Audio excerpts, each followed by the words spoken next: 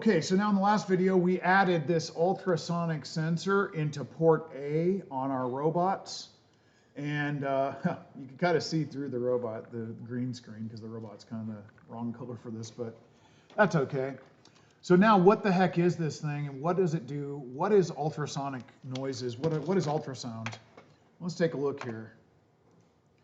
All right, so animals such as, let's read this. Animals such as bats and dolphins send out ultrasound waves and use their echoes or reflected waves to identify the location of objects they cannot see. This is called echolocation. Animals use echolocation to find prey and avoid running into objects in the dark. Okay, so oftentimes in the ocean, they're too deep. Maybe the water's a little bit cloudy or murky, and it blocks all the lights. So these dolphins that are underwater, they have to have a different way aside from their eyes to figure out where things are so they don't run into stuff. And they have to be able to eat. So they have to be able to find other things like fish or different animals to eat. And how they do this is they make noises. These are noises that humans probably can't even hear at all because they are ultrasound. It means that they're way too high or way too low for our ears to pick up. It's outside of the range that we can even hear. These animals bounce those waves off. So when you make a noise out of your mouth, and let's say it goes here, I have my hand here, that noise goes and it bounces off here and bounces back to us. And if you're talking like I am right now and I put an object up here, you can hear the difference. I can certainly talking, I can hear how that sounds coming back to my ear. I couldn't tell exactly what it is or how close it is, but as I get closer or farther away, it changes the sounds that come and are echoed back to you. So humans can even do this to some extent. We're just not very good at it. Bats, dolphins, they're really good at it. They can intuitively, they're evolved to be able to tell exactly where things are based on just hearing the sounds bounce back to them.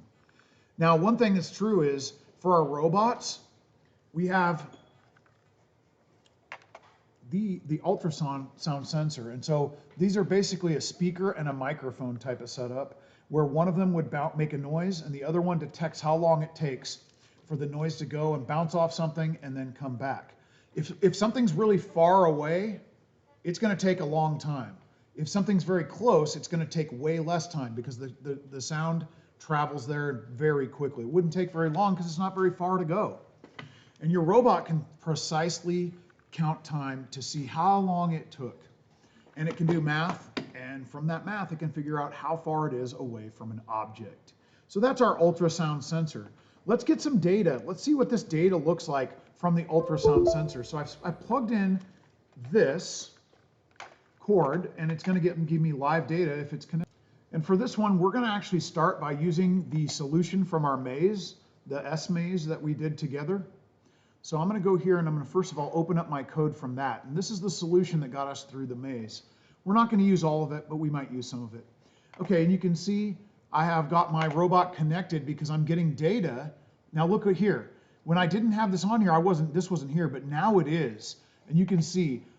And remember, if you're on the web browser, you're going to have to go through the process of clicking this and clicking a few times to get the thing connected. And you can see this is giving me a reading of 200 centimeters. Now, that's because I have it pointed in the air. It seems like 200 centimeters is just like, hey, this is maxed out. We're not detecting anything, so let's just say 200. Now, watch what happens. When I point this down, and I'm going to put, still seeing 200, and I'm going to put my hand up in front of it. Look at it changes. It went down to about 10 centimeters. That's about 4 inches, and that makes sense. As I move my hand farther away from it, you'll see that number gets bigger. When I get closer, it gets smaller. And at a certain point, it won't read very well, but we can see as we move it farther away, and you can see it loses the detection once it gets far enough away. So we can see that you can at least detect things up to like 19 or 20 very reliably. Probably if I had something bigger than my hand there, we could detect it even better.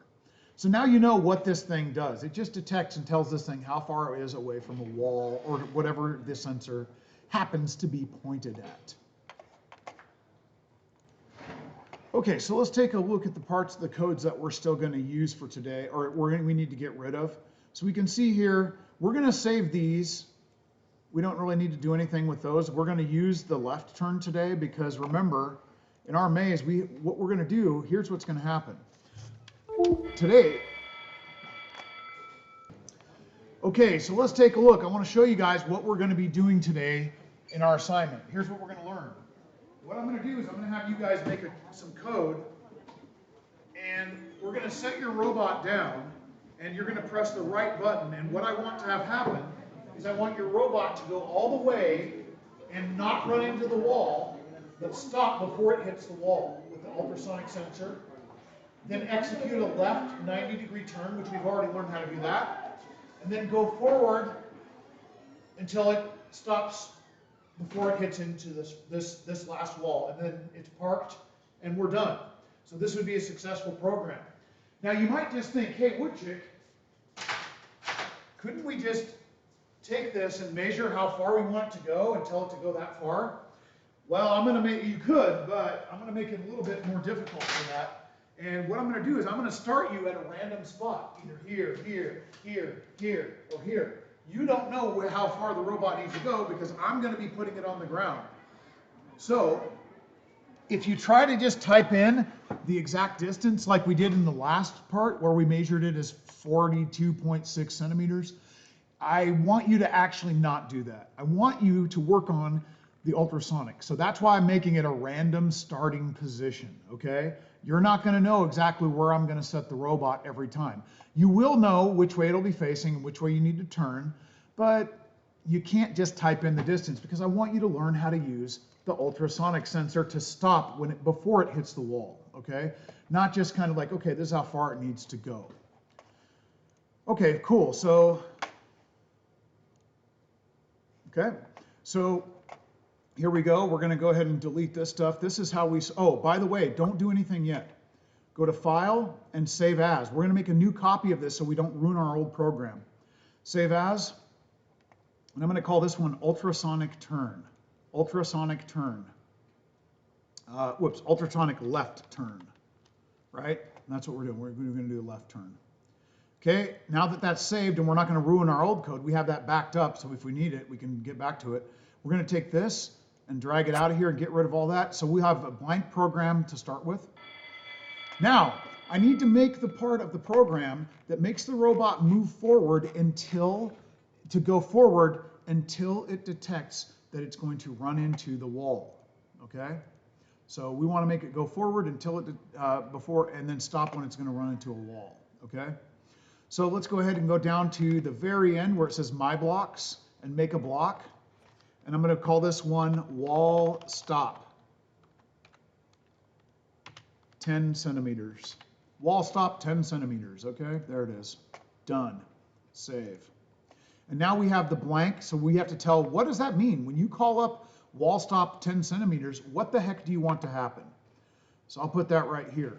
And let's go through all the things that we need to happen. First of all, we're going to go to Control, and we're going to go to Wait 0.5 seconds. You notice how we put that in a lot of stuff? It's so that the robot is stopped and chill and not doing anything when we tell it to do something. We want the robot to be as accurate as possible, and this will help with that. I want you also to set the movement speed to 25%. See this up here? We're going to modify that from our other program and set that movement speed to 25%. All right? There it is. Okay, great. So I've got the wait half a second. And then we're going to have our robot start moving. So we're going to have it start moving. Go up to Movement, Start Moving Forward, the one that just has that. Doesn't have any distance, just says Start Moving Forward. And then we're going to wait until something happens. So we're going to go to Events,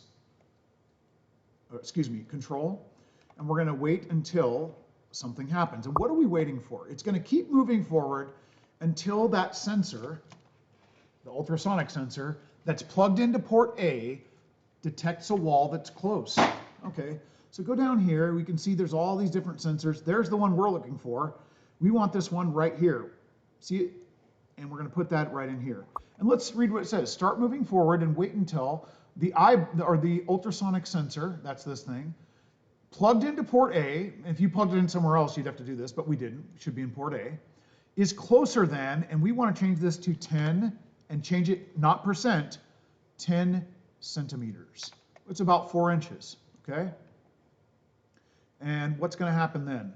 Well, we want to go to movement, and we want this thing to stop moving when that happens. So we're going to keep moving until we see this thing closer than 10 centimeters, and then stop.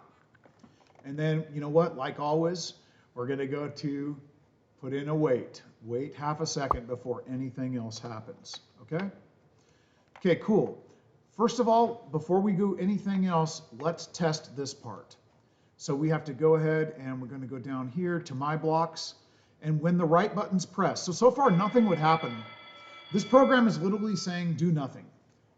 When the right button's pressed, do nothing. No, no, no. We want it to do the wall stop 10 centimeters. Okay? So let's go ahead and we're going to plug in our robot. And I'm going to download this code and let's see what happens. All right. So I think I've got my code set up on here. Let's see how it works. And I'll just start it, like I said, it's going to be kind of random. I might be over here, here, here, here. So let's just do here for this one. It's going slow. That's good. And it should stop about that far in front of it. A little bit in front. Hey, perfect. This is just what we want. So that's good news. So good job to our little robot there. He did a great job. Okay, so let's go back over here. And now what we need to do is we need to, now that it got to the wall and it stopped 10 centimeters away, so we press the button, it goes until it hits the wall. Well, not hits it, but stops 10 centimeters away. And then we need to make a left turn. If we remember, this thing needs to take a left. Okay, we've already got that. We've already made a left 90 and we tuned it in the last assignment. So I'm going to throw on a left 90. And then we want the thing to move forward until it's about to hit the wall and go into that little parking spot. So we're going to do another wall stop 10 centimeters. So we're going to go forward until we're 10 centimeters away, stop the thing and then turn left, and then go forward into the parking space and stop when you're almost up against that wall. Let's see if we got it correct. And this is the part that you'll need to show me. And again, remember, I could put this thing down anywhere, so you can't rely on just telling it what distance to go. We need to rely, like I did here in this step, we need to really rely on this sensor that's plugged into port A being less than 10 centimeters away from the wall. All right? Okay, cool. So now we've got that. Got our code downloaded. Let's see if it works. Okay, and just to show you that it could be anywhere, let's start closer this time. We'll start right up here.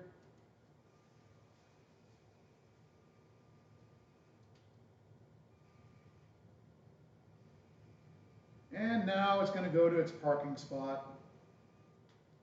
Cool, that worked pretty good. Let's try it from a different location. Let's try it from all the way back here and right against the side. Hopefully it doesn't get crooked and run into the side. See if that works. And again, that's the beauty of it. Now, instead of saying how far does that have to go, we're just saying, hey, wait until it's getting close enough, about that far away, and then that's good enough. Perfect. And see, this program will work no matter where I put the robot along this wall. And one last time, let's do a really silly one, really short one. Start from there. Same thing, it works from anywhere along here. And there it is, it's going to park. And then notice this distance here. It went 4 centimeters away, or sorry, 10 centimeters away here, and 10 centimeters away here, and you can see that 10 and 10 right there. That's interesting. If we wanted to, we could tune this to change the parking space just by changing that number a little bit. Okay, so hey, thanks for listening here. And before we leave this program, of course, we're going to want to save this, and we're going to go File, and oh, I guess it's automatically saving it, isn't it? Save as. And save that for next time. And then you're going to show me. And remember, I can put it down anywhere I want to along that line, and it should work. Okay? Thanks, everybody.